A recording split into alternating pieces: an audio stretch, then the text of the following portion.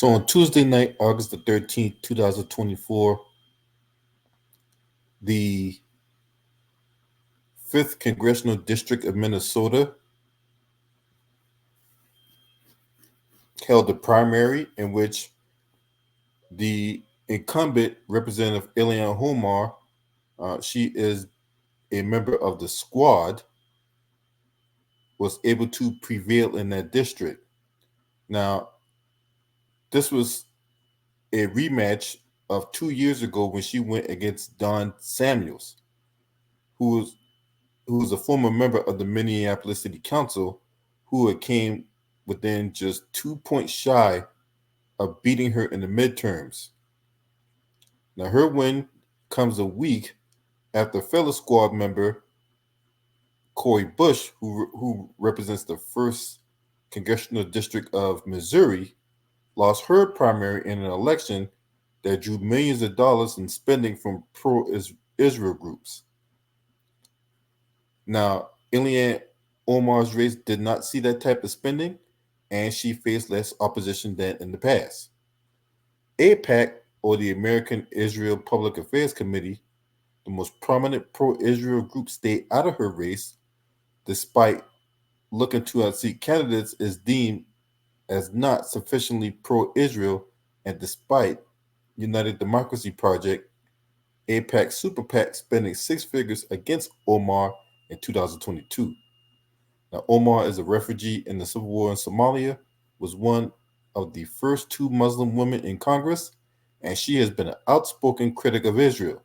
While AIPAC didn't make a public play for her this time, she still issued warnings about and fundraised off of its potential influence in her race.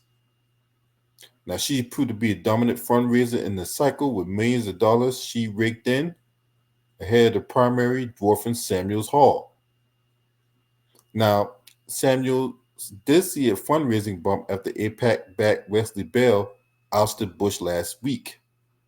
Outside spending from pro-Israel groups could have given Samuels a boost, and he has complained about the lack of intervention on his behalf. But AIPAC has been very strategic about which races it's investing in, including retreating from trying to oust some candidates it targeted in the past. Both Bush and Representative Jamaal Bowman, the other squad member in the group, heavily spent against had other vulnerabilities that would have made their re-election bids difficult, even if they were not been a flood of money against them. Meanwhile, the group skipped over getting involved in Pennsylvania Representative Summer Lee's primary earlier this year, which she handily won.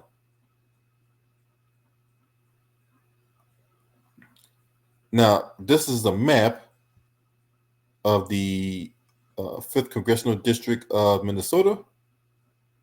And as you can see, Ilhan Omar has handily won that this time around. And since that area is heavily Democratic, she's going to face little resistance in the general election in November. So, in all likelihood, she's going to maintain her position in Congress.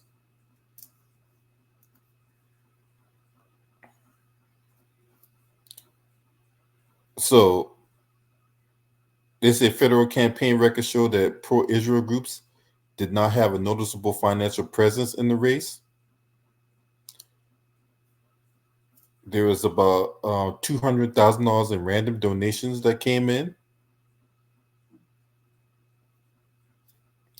So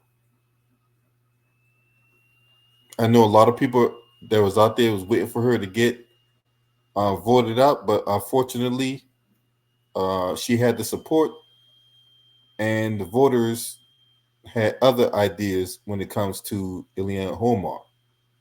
So you guys let me know what y'all think about this. Once again, Ilhan Omar, member of the squad, was able to maintain her seat in the 5th Congressional District of Minnesota.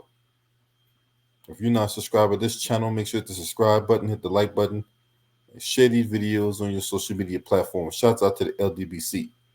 This your man. Scream at me. Hurt.